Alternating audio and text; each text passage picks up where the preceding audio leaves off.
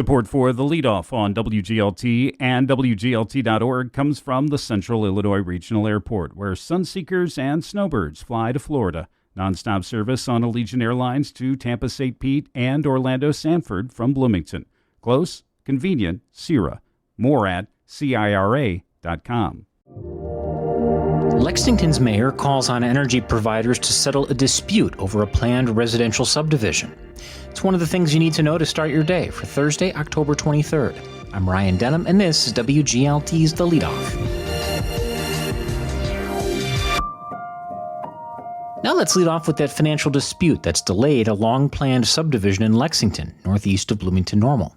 WGLT student reporter Ben Howell reports the governor's office has now gotten involved. As WGLT's Ben Howell reports, the governor's office has now gotten involved. Century Oaks subdivision has been in the works since developer Carrie Davis bought the 34-acre site on Lexington's West End in 2022. The site has more than 100 housing units planned. A mix of senior apartments, duplexes, and 40 single-family homes are included in the plan. Construction has already begun, but there's a problem. The subdivision sits on a utility boundary line. Half of the area is served by Cornbelt Energy and the other half Ameren. Davis says he's worked with Cornbelt on a plan for him to help pay for transmission upgrades to power the additional homes. He says Ameren is requiring him to pay $530,000 to expand its transmission capacity for those 40 new homes. I'm flabbergasted that we're 90% of the way up the altar, and all of a sudden I have a utility that wants $500,000 from me, and it's going to shut the whole thing down. Davis has asked Lexington Mayor Spencer Johansson to intervene. The mayor and Governor J.B. Pritzker wrote an op-ed accusing Ameren of refusing to provide a fair plan or reasonable cost estimate for electric service. Johansson says that's driving up costs and slowing the progress the city has been planning for years. Years ago, we wanted this area to grow, and we installed water and sewer at our cost. NICOR expanded, Cornbelt expanded, and was prepared for the future. And now it seems like Ameren wants somebody else to pay for their upgrade, which frankly should have already been completed. Johansson proposes another solution. He wants Ameren and Cornbelt to trade territories so Davis wouldn't have to deal with Ameren.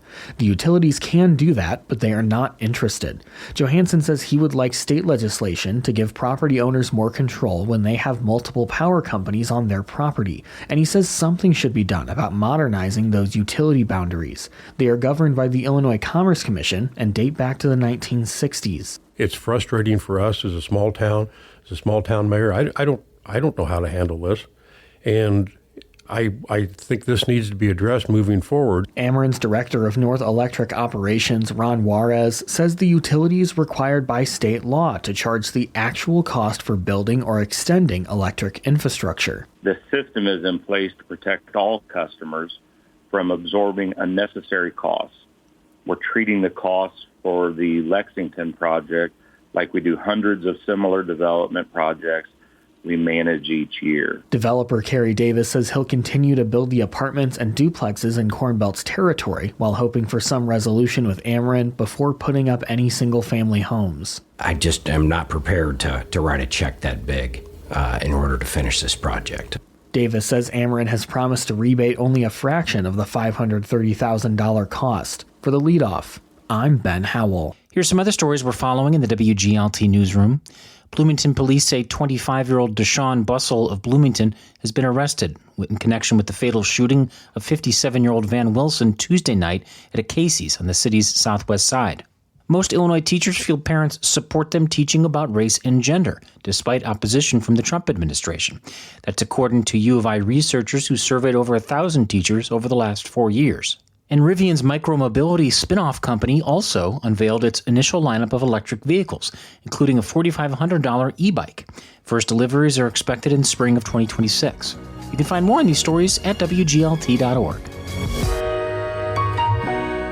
Every so often on WGLT, we feature cool people doing cool stuff in the Bloomington Normal area. It's a series we call More of That, Please.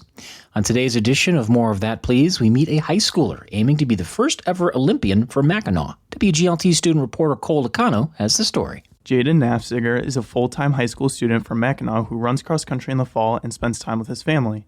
Nafziger also spends countless hours at the shooting range practicing for his true passion, shooting. Nafziger started shooting competitively at 11 years old after his father noticed his natural talent. Well, I used to shoot a lot off my back porch, and Dad was looking one day. He was searching on the internet, and he decided that we should kind of get better at this. He started lessons at Central Illinois Precision Shooting. These days, he spends 3 nights a week at the range. That means he has a very busy schedule, but Nafziger says he gets a lot of support. It's definitely not as common, this sport, but it's still, people understand it, and they like it a lot. They're very interested, and there's a lot of support from the school, too. Nafziger's good. He already found himself on a development team with USA Shooting, and he has journeyed across the United States and abroad for a sport, including a trip to Peru in July. It gets a little chaotic in the airport with 2 rifles where you don't speak the same language. The Nafzigers spend 12 hours in the airport working on getting their guns checked, nearly missing the flight to Peru. The actual range, once we got through the airport and where we were supposed to be, was smooth sailing. It was a great match. It was a lot of fun from there. We were trading pins and all that with other athletes, and I think there were quite a few teams there. It was a lot of fun. Due to a birth injury, Nafziger's right arm is paralyzed. Multiple surgeries have left him with some functional use of the arm, but it is not enough to shoot with non-disabled competitors. By competing as a para-athlete, he can use a spring stand to support the rifle. That doesn't make it less difficult. Nafziger says it is the same as shooting a pellet down the middle of a drinking straw from 33 feet away 60 times in a row. Nafziger says the ultimate goal is the 2028 Los Angeles Paralympics, where he would be able to compete for the gold medal. To make this happen, it will require a strenuous schedule for the next few years and lots of travel. Nafziger's travel costs are covered by USA Shooting, but they won't pay for his dad to go, who serves as his loader, preparing his rifle during practices and competitions. Through GoFundMe, they raised over $3,000 so Matthew Nafziger can join his son on their next trip to the United Arab Emirates.